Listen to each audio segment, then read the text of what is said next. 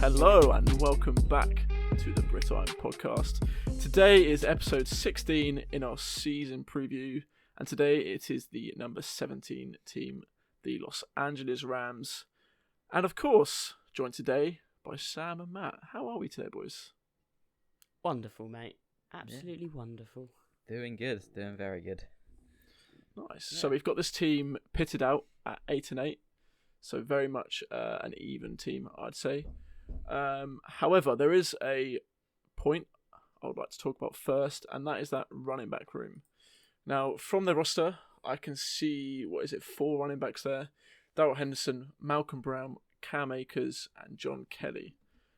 Now, none of those names are really jumping out to me. So, are we going to assume that this is going to be a timeshare? I think up until week 6 or 7 is my prediction for it. I think Cam Akers showed at times at Florida State that, the way he was running that ball behind a dodgy O-line, and it'll fight for yards. He can handle handle the heavy workload. I really liked him. He's one of those players, as a Bucs fan, I was like, if we're going to take a running back, I'd love it to be him coming into the draft. I really like him as a player. I think once he's given a bit of time, adapts to the league a little bit, I could see him taking this job. I think they have got other good complementary pieces in that running back room. That's not me kind of being negative on any others. I just really like Cam Akers, and I think he's going to come out and make this job his own. I think Darrell Henderson's still got a shot at being the lead guy, and I think he will probably be the starter, at least for the first couple of weeks. But I think, to be honest, for the majority of this season, it's going to be a timeshare. I don't think Cam Akers... unless Cam Akers comes out and is just incredible straight away, then I can't see him really separating from Darrell Henderson, because I think Darrell Henderson's a good back. I don't think he's incredible. He's not going to set the world on fire, and he's probably not going to go and win a starting job. But he is good enough to demand some carries. And to be honest, I think there's almost the aspect of there might have the issue of not wanting to rely on one back, because they got pretty nastily burnt when they did that for the last year with Todd Gurley. They shed tons of money into a guy who you can't rely on because of his knee. So maybe they'd be a bit more worried about doing that, and they want to spread it around a bit more.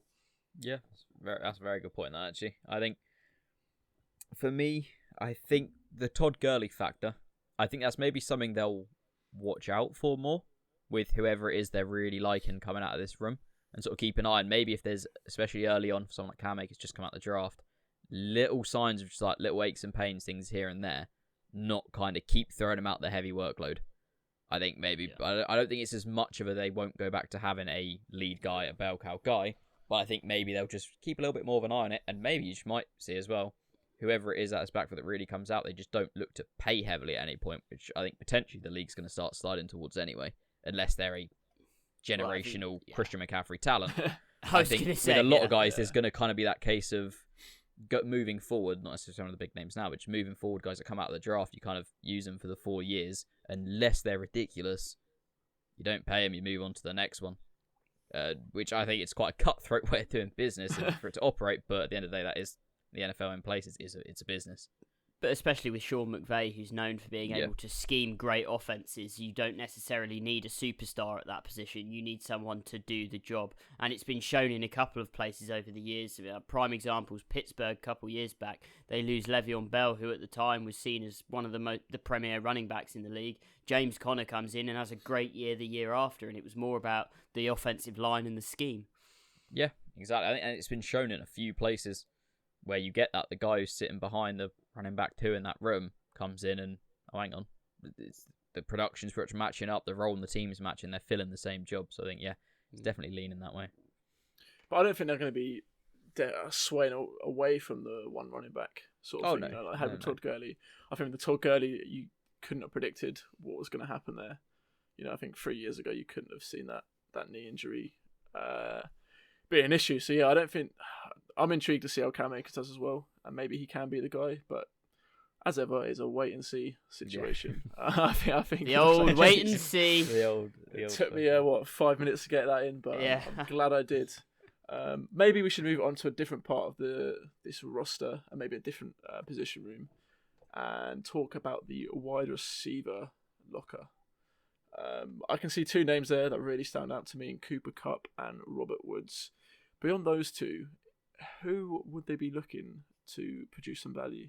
Josh Reynolds. I think he's been the literally fourth guy. Yeah. I really like him, and I think just when I was looking through this roster, it's a name doesn't jump straight to your head, but like I think now is what you would assume he's going to take over role coming as wide receiver 3, especially in the way McVay tends to run his offenses. It's going to be a heavily passive or very creatively kind of distributed offense in terms of the passing game. Obviously, there is the slight difference this year. You've got Kevin O'Connell as the new offensive coordinator. First time under McVay at the Rams since 2017. There's been an offensive coordinator, so we'll have to see if that does change anything. But I think that's more about balancing McVay's workload, I'd assume. But we'll have to see how that affects it. But sort of back to the wide receiver front, I think Josh Reynolds could come in and have a bit of a, I don't want to go as far to say a breakout, he's going to become a massive name, but just a very productive season quietly that he starts to become a very relevant piece of that offense. The thing that I think's really interesting, looking at the roster that I've got in front of me here, is they've got they've got 5 rookies on this roster sheet that I've got at the moment, and they've only got 4 other wide receivers listed. Five other wide receivers. So you'd expect 1 or 2 of these rookies, all of which are relative no-names here. There's no one that I'm seeing is jumping off the page. So it might be really interesting to see if there's a rookie who can kind of step up and make some form of name for himself in the league and kind of lock down not a starting role, but a rotational role. Because you're probably not going to be starting. Like Matt said, Josh Reynolds is quite an interesting guy going forward who has shown that he has been useful in this offense, and Cooper Kupp and Robert Woods are 2 great players. I mean, the fact that you're happy to move on from Brandon Cooks speaks volumes to how great Cooper Kupp and Robert Woods are. So I think in terms of interest for me, I'll just be interested to see if there's a rookie that can kind of come out and this time, or not this time in 6-7 weeks, but 6-7 weeks into the season, you turn around and you go, oh wow, this guy's suddenly got 30 receptions for 400 yards and a couple of touchdowns, and no one was talking about him in the preseason or before. So that would be quite interesting to me. And I mean, looking at it as well, you mentioned 5 rookies, only one of them was drafted. So you've got 4 undrafted rookies there, and there's got to be at least one hidden gem in them, surely. Oh, yeah. And if you are one of those, training camp. Exactly, yeah. And if you're one of those rookies as well, like, this is your chance to prove yourself. This is a really good way to get a spot. There's definitely 2 rookie spots available, I'd say. And the question is, how much of a chance are they going to get to prove themselves with the preseason being reduced as much? I mean, at this point, for all we know, we might not even get a preseason. Like, the NFLPA and the NFL are going to take these negotiations to the wire. I have no doubt that they will get an agreement done, and there will be football, purely because not having football would cost players and the teams more money than they would want to lose. Like, players at the end of the day are going to want to play because they want to get paid. But for the rookies, especially the undrafted free agents, they need these preseason games to make a name for themselves. And especially, you said there's 4 of them that are undrafted. They'll be the first cuts unless there's a guy in there that, like, Sean McVay's locked on to, like, actually, no, I love this guy as a diamond in the rough. They're the first cuts. So it will be really interesting to see who, if any of them, do make the final 53. Yeah, definitely. Yeah. It's a great opportunity, like we said. Okay, maybe we'll talk about the quarterback situation here, because we haven't really touched on it just yet. I mean, does Goff need to step up his play to sort of earn his contract? Definitely from last season. I think he needs to pick it back up a bit. It was definitely quite urged, and the year last year I don't think was deserving of the money, but I'm really, really keen on Goff as a bounce back player this year. I think maybe that's slightly more in a fantasy sense, but just in general, I really like Goff to bounce back, especially sort of under McVay, and just within that team. I think if it's going to happen somewhere for a quarterback, I feel like it's a very good fit to kind of get your quarterback back playing up to speed, especially for McVay with the way this offseason has been a bit weird, maybe not as much working with him, in terms of being able to come up with schemes and kind of almost redesign that offense a little bit that didn't seem to quite be as good for Goff last year. It's quite a good off-season for that. He's had a lot of time to sit back and just sort of kind of go through the playbook and tweak things. So I really like Goff. I think he does need to step it up, but I think he will. I think for him, it's less of will Goff step it up and more will the offensive line step it up. That they really, really missed when they lost Whitworth last year. They really missed him. That offensive line was a shadow of its former self. And to come off a year where you make the Super Bowl and you have one of these record-setting offenses and suddenly your quarterback doesn't have the time in the pocket, that's huge. Yeah. If the offensive line can get back to 75% of what it was 2 years ago, then I think Goff is completely... I mean, maybe not worth the money because he is one of the most highest paid quarterbacks. And I think if you're paying a guy that much, then they should be able to do it without the offensive line, or to an extent do it. Yeah, but I think if the offensive line gets back to 75% of what it was, then I think Goff can get back to that Pro Bowl level play. And realistically, I think that's all they need from him. They don't need an especially clever guy. They don't need Mahomes in that system. They need a guy who's not going to make a shed ton of silly mistakes and is very efficient with the ball, which is what 2 years ago Goff was. He was incredibly efficient with the ball. He was very good with the ball and he had the O-line to do it. So hopefully the O-line can get there and we won't be having this conversation this time next year. Definitely, yeah. So, do you guys think they can make the playoffs then? I think that's their ceiling, is being a playoff team. I think we're at that phase of these previews very much so where we're talking about what on average sort of got them all around 8-8, a very just middle sort of 500 team. With those teams, all it takes is a few games here and there that they end up scratching a win in. The next thing you know, if you're looking at someone who's more towards 10-6, they're just flipping 2 of those games. You're thinking that's probably going to be looking like at least a wild card team. Obviously, it is a very tough division, but I think for me that's their ceiling. It's just, I think the main thing for that is really relying on that offensive line to enable Goff to be what he was. And I think that's probably the key bit for me. If they can get that, then I think they will be, personally. When I was statting them out, since I've statted them out, a number of changes have happened around the league. So I was originally the highest on the Rams because personally I really like Goff. I think he's a lot better than people give him credit for, and I was kind of hoping that the O-line could kind of pull it together a little bit this season. But looking back through their schedule now, there's the New England Patriots. Originally I had the Rams beating. Now that Cam's there, I think that's more of a coin toss game. I think the big thing for this team as to whether they can make the playoffs is going to be the 2 games against Arizona. If they can't sweep Arizona, then they can't make the playoffs.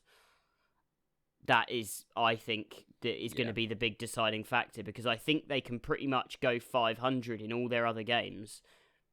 Near enough. They don't have an easy schedule, but I think they can go 500. So I think the 2 Arizona games, if they're not good enough to sweep Arizona this year, then I don't think they're good enough to make the playoffs.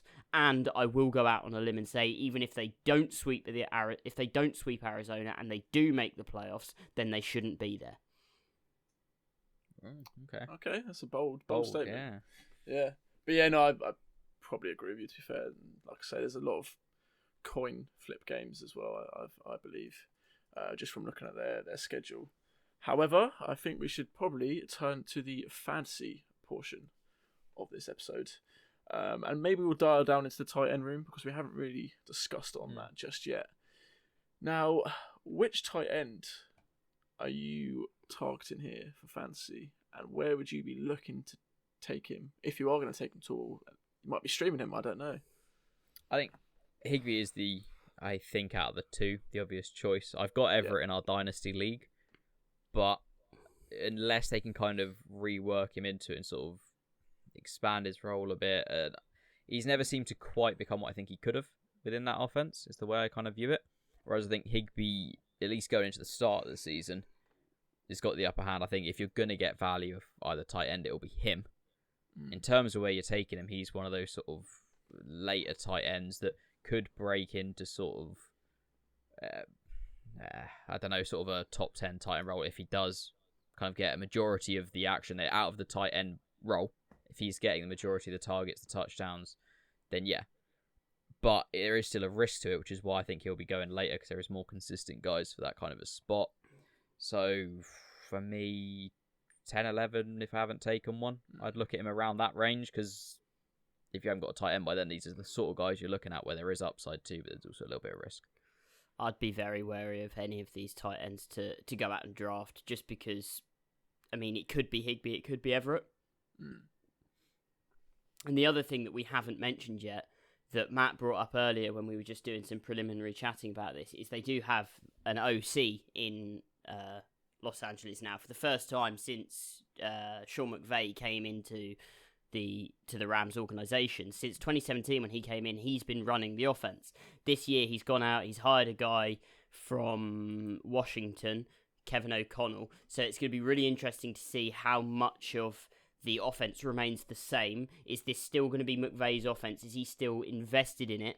And is it just going to be Kevin O'Connell who's going to be holding the clipboard? Or is McVay saying, right, I'm taking a step back from the offense, I'm going to look at the team as a whole, and is O'Connell going to be allowed to implement his offense in the way he plays the game? Which I think then will be really interesting to see, but I also then a bit wary of going out and taking a tight end, especially when you don't have one guy who is dominantly the number one there. Yeah. It could be one of two guys, and to be honest, for all we know, we could see a situation similar to what we saw in Indianapolis a couple of years ago, where you've got a couple of tight ends who are, one's getting all of the work between the 20s, but then one guy's a red zone monster. So for all we know, they've both got value. But I wouldn't want to go and invest any major capital in either of these guys. Yeah, no, definitely. What about the running back room then? Again, that's one we talked about, that being a committee. Who are you going to be targeting in regular fantasy and also, I guess, dynasty fantasy as well? I think for me, the answer's the same across both, but that's just because I kind of said it earlier.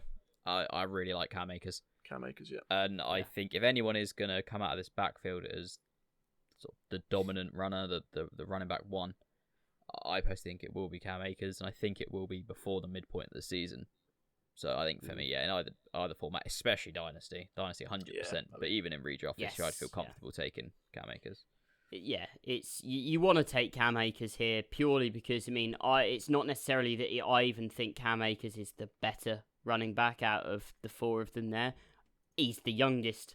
And I'm taking the youth in the hope that he gets the starting gig, and at that point you just want the lead back in a Sean McVay offense, don't you? Yeah. Because if this guy can get to 80% of what Todd Gurley was 2 years ago, then you've still got a top 5 running back, which is brilliant.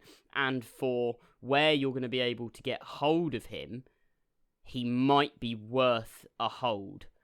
The thing I would be wary of is some mock drafts that I've been seeing have had him going scarily high, like top 5 rounds kind of. And for me, I wouldn't want to take a guy in the top 5 rounds who, for all I know, isn't starting for the first half of the season.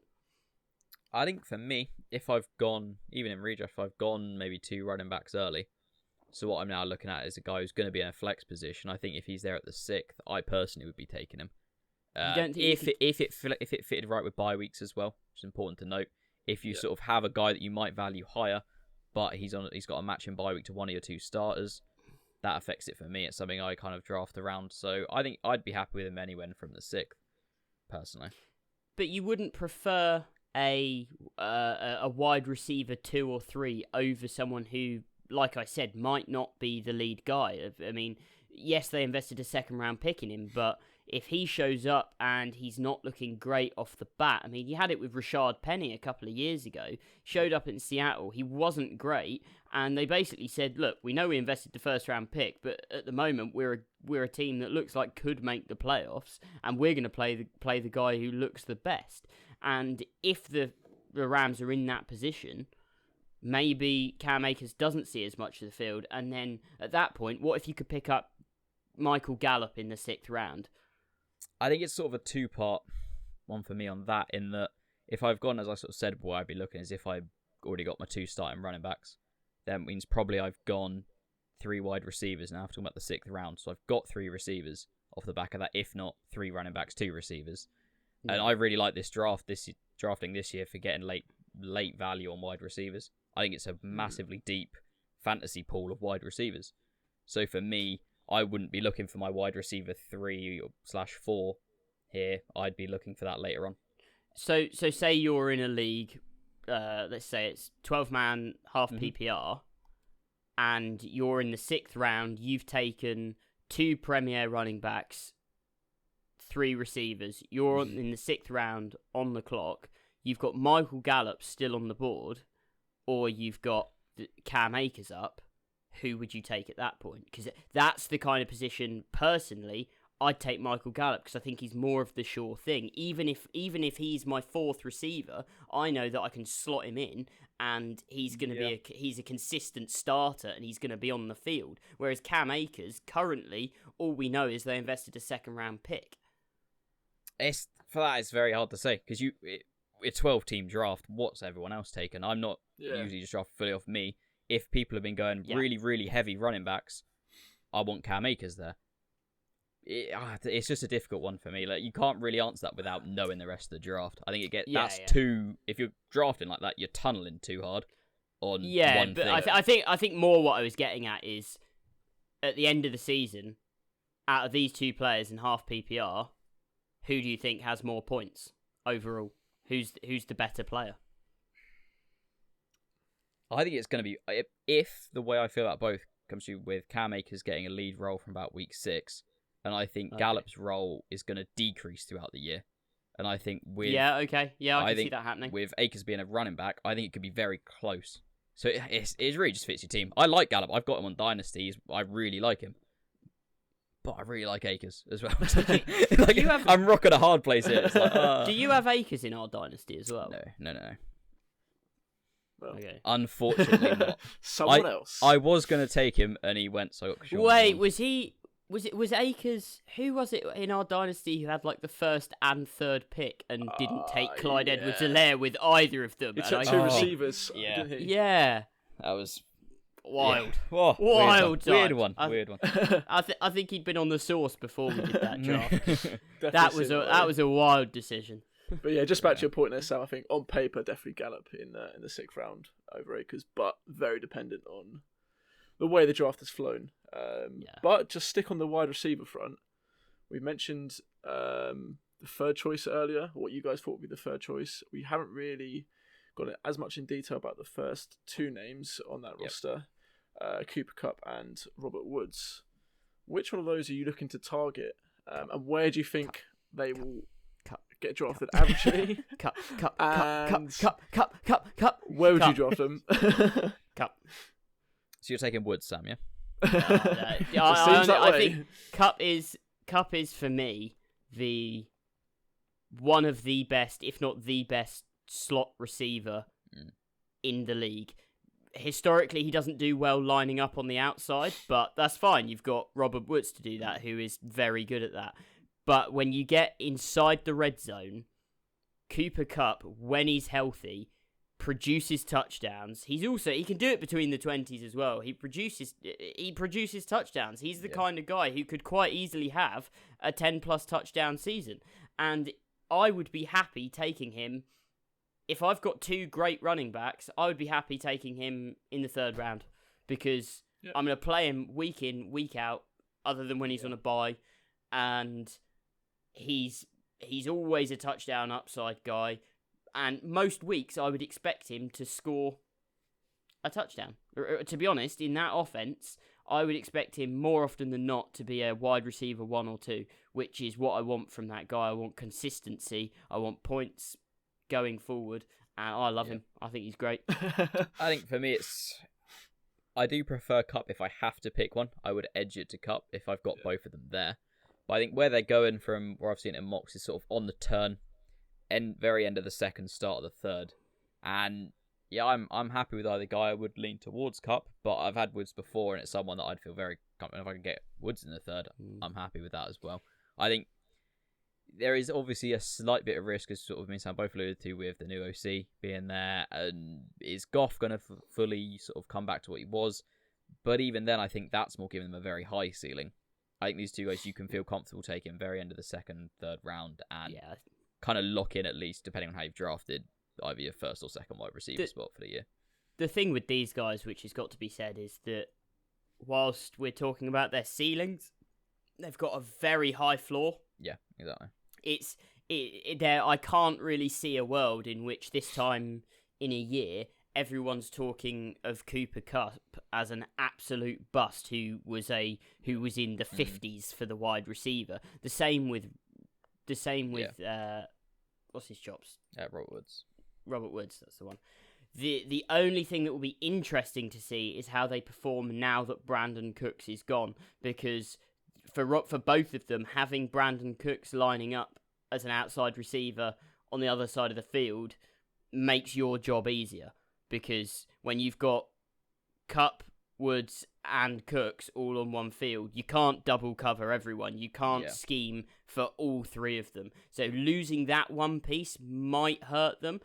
But, I mean, they still were relatively productive in the games that Cooks missed last year. That's what I was going to say. He missed a few, so I think we've already seen a little taster of it. So I think both of these guys are probably not the highest upside guys in the league, but they've both got relatively high floors, so you're going to be happy taking either of them in the 3rd, 4th, 5th round. And if they drop anywhere from the 5th round down, then they're an absolute steal. I mean, if they're in the 5th, you'd lock the league up. What was everyone doing in that draft? I mean, it's outrageous if they are there. The way I see it is that a Cooper Kupp will probably go ever so slightly too early for me to take him, especially if Sam's in my league. I think he's I don't know. I'm not you, James. I don't overvalue players like that. Well, that's I finished Hayden Hurst holds 19 first-round picks. I think that's one that's going to play out and in my favour. So, but yeah, I think I'm more swaying towards Robert Woods just for that on that basis. But yeah, I really like both of those in fantasy. However, unless you boys have any other points to raise, I believe that is all we've got time for today, unfortunately. So, as ever, be sure to check us out on YouTube. Go like, comment, and subscribe. Also, check us out on Instagram. We're at the Brit Iron, and the same for Twitter as well. And if you don't know by now, we're setting up a listener league. We've got a post on both Instagram and Twitter with instructions on how to be entered into the draw, which is taking place in late July. So yeah, go get involved, guys. But for now, thank you for listening, and we'll see you next time. See ya.